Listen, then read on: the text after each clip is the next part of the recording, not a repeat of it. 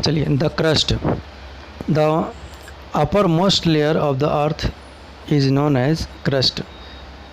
The crust is very thin with an average thickness of about 35 kilometre. देखिए, कह रहा है कि पृथ्वी की जो सबसे ऊपरी परत है उसको क्या बोलते हैं हम लोग? क्रस्ट बोलते हैं। और ये कह रहा है कि ये क्रस्ट इज़ वेरी थीन, यानी कि ये जो ना क्रस्ट है वो बहुत पतला इसका परत है। With an average thickness of about 35 kilometre. इसकी जो मोटाई है वो कितना है? वो 35 किलोमीटर है। The upper part of the continental crust which is rich in silica and aluminium is called sial. देखिए, Si is for silica and Al is for aluminium. देखिए, अपर पार्ट में ना कह रहा है कि देखिए दो तत्वों की इसमें प्रधानता है। पहला जो है ना वो सिलिका है, दूसरा क्या है? एल्युमिनियम है। इसीलिए ना इसको हम लोग क्या बोलते हैं?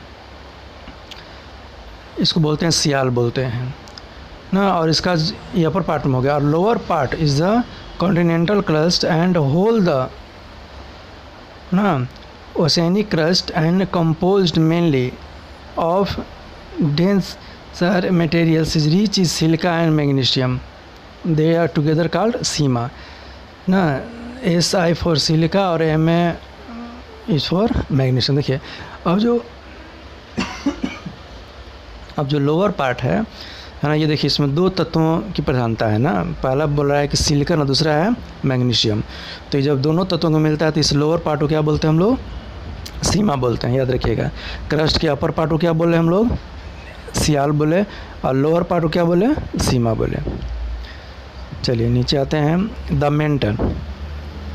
देखिए, the mantle below the crust lie the mantle is extends of the depth about 2900 kilometre. Its chief constituent are silicate of iron and magnesium. Both the temperature and the density of the mantle increase with increasing depth toward the center of the earth. देखिए, कह रहा है कि ये जो mental है ना, कह रहा है कि इसका जो डेप्थ है, गहराई है, वो 2900 किलोमीटर है। ठीक है ना। और इसमें कह रहा है कि इसमें ये मिला हुआ क्या? Silicate of the iron and magnesium. और देखिए इसमें बोथ एंड टेम्परेचर, कह रहा है कि इसका जो टेम्परेचर जो है ना वो माने बढ़ने के कारण ना ये depth toward is the centre of the अर्थ। अब इसके बाद क्या मिलेगा आपको? अर्थ का सेंटर मिलेगा। ये तो अपर पार्ट्स, जो ऊपर का जो लेयर है ना उससे ज़्यादा टेम्परेचर इसमें होगा द मेंटल में। The mental has two parts, the upper mantle and lower mental. देखिए, इसमें भी अपर और लोअर मेंटल बटा हुआ है। The upper mantle is about 670 kilometre thick ना। और wheel a lower mental is nearly 2200 kilometre thick. देखिए, इसमें अपर मेंटल में कह रहा है कि 670 किलोमीटर इसकी मोटाई है, और जो लोअर मेंटल है उसका है 2200 किलोमीटर है मोटाई। तो the top layer of the upper mantle is solid ना। कह रहा है अपर मेंटल जो उसकी क्या है वो सॉलिड है, ठोस है। Below this layer lie the soft layer. और उसके जो नीचे बोल रहा है कि सॉफ्ट माने मुलायम उसका लेयर है। Because of the high temperature in this layer the rocks here are not soft step and state rich just before melting. देखिए, कह रहा है कि इतना टेम्परेचर ज़्यादा बढ़ जाता है ना कि यहाँ के जो होंगे वो बोल रहा है कि सॉफ्ट स्टेट में होता है, यानी कि एकदम मुलायम अवस्था में होता है। और जस्ट बिफोर मेल्टिंग यानी कि पिघलने से पहले। This layer begin at the depth of the about 50 kilometer and extend roughly of depth 300 kilometer. The lithosphere with comprises the crust and hard uppermost part of the mantle float on this soft layer. देखिए, below of this layer the rocks of the upper mantle become harder with depth. देखिए, इसमें कह रहा है कि lithosphere ना roughly in depth 300 kilometre. इस lithosphere which comprise the crust and hard uppermost part of the mantle. देखिए, उसके नीचे, देखिए नीचे क्या होता है, नीचे इसका टेम्परेचर बढ़ने के कारण है ना, इसका जो सॉफ्ट लेयर है, कुछ मेटल इसके ऊपर फ्लोट्स करते रहते हैं, तैरते रहते हैं ना, और इसके नीचे जो है ना, rocks of the upper metal become harder with depth. Correct, इसके जो ऊपर का जो मेटल होगा ना, क्या होगा, वो हार्डर होगा गहराई के साथ।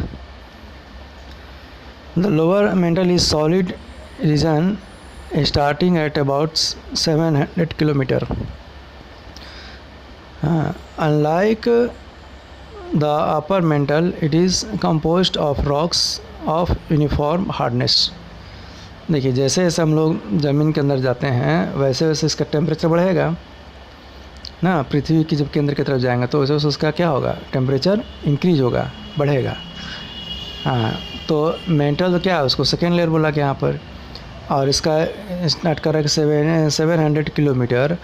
अनलाइक अपर मेटल है ना, जैसे जैसे हम लोग माने ऊपर की ओर जाएंगे उसका हार्डनेस उसके अकॉर्डिंग वो क्या होगा, वो बढ़ता जाएगा।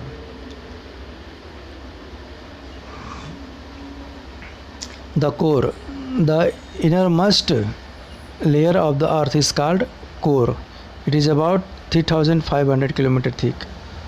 देखिए, कोर जो है ना, वो मैंने निचला ये थर्ड लेयर है ना, इट इज़ डेंसेस्ट लेयर। करा कि ये सबसे जो है ना बहुत गहरा वाला ये लेयर है। It is believed to be made of heavy metals like iron and nickels and is called nife. देखिए, इसमें दो तत्वों की प्रधानता दिखाया गया है, पहला जो निकेल का, दूसरा फेरस का। हाँ, जब दोनों मिलता है तो बनता है निफे, निफे बोलते हैं ना। और the temperature at the core is height enough the melt L metal. देखिए, टेम्परेचर इतना हार्ड होता है यहाँ का, इतना हाई होता है कि सारे मेटल जो है ना वो मैंने पिघले हुए रहते हैं। The study of seismic wave so the upper part of the core is molten wheel is the inner part of is solid. देखिए, कह रहा है कि इसके अंदर टेम्परेचर चलते सारे मैंने पिघले हुए अवस्था में रहते हैं। और wheel the inner must part is solid, और इसके अंदर का जो पार्ट है वो देखिए सॉलिड बताया गया, सॉलिड है। चलिए, इसके बाद आते हैं हम लोग रॉक्स एंड मिनरल्स पर। तो the crust and earth is made of various type of rocks and minerals. देखिए, तो अर्थ का ना जो क्रस्ट है यानी कि ऊपरी जो भाग है, ये बहुत प्रकार के ना चट्टान और मिनरल्स मिल कर बना हुआ है। इसमें एक तरह का रॉक्स नहीं मिलेगा ना एक तरह का मिनरल मिलेगा, रॉक डिफरेंट टाइप का, एकदम वेरियस टाइप का मिलेगा। Rocks are solid particles of earth crust. Rocks could be hard and granite and marble और soft a particle of clay gravel etc। देखिए, इसमें कह रहा ग्रेनाइट जो है ना बहुत कड़ा पत्थर होता है, मार्बल संगमरमर जो है वो भी मिलेगा, ठीक है। उसके बाद फिर आपको चिकनी जो ना मिट्टी जैसा भी आपको मिल सकता है। The main components of rock are minerals. Main components क्या बोला गया, rock and minerals. Minerals are chemical substance available in nature.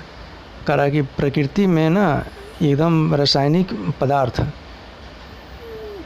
जैसा ये अवेलेबल होता है, उपलब्ध होता है मिनरल्स। अब minerals comprise a fix chemical composition and physical ना attributes. Rocks which have minerals give us metal like iron copper and gold, they are called ores. देखिए, मिनरल्स ग्रुप में हो गया। इसके बाद कह रहा है कि रॉक्स में ना ये बहुत सारे मिनरल्स से हमें मेटल प्राप्त होते हैं, जैसे आयरन हो गया, कॉपर हो गया, गोल्ड हो गया ना। लोहा, तांबा, सोना कहाँ से प्राप्त करते हैं हम लोग, तो नीचे से प्राप्त करते हैं। रॉक्स प्राप्त करते हैं, मिनरल्स प्राप्त करते हैं, उसको क्या बोला गया है, दे आर कॉल्ड ओर्स, यानी इसको अयस्क बोलते हैं। कि हम लोग सोना ना, इसके बाद लोहा और ये कॉपर को डायरेक्टली नहीं प्राप्त करते हैं, किसके द्वारा प्राप्त करते हैं, तो ओर के द्वारा, अयस्क के द्वारा। उसमें बहुत सारे सुदियाँ होती हैं ना, उसको सारा रिफाइन करके उसके बाद अलग करके इसके बाद हम लोग जो है प्योर मेटल को प्राप्त करते हैं, है ना। तो जिससे प्राप्त करते हैं उसको हम लोग बोलते हैं ओर्स, अयस्क। तो प्रकृति में हमको डायरेक्ट नहीं मिलेगा गोल्ड, कॉपर, आयरन, किस रूप में मिलेगा हमको, तो ओर के रूप में मिलेगा, अयस्क के रूप में मिलेगा।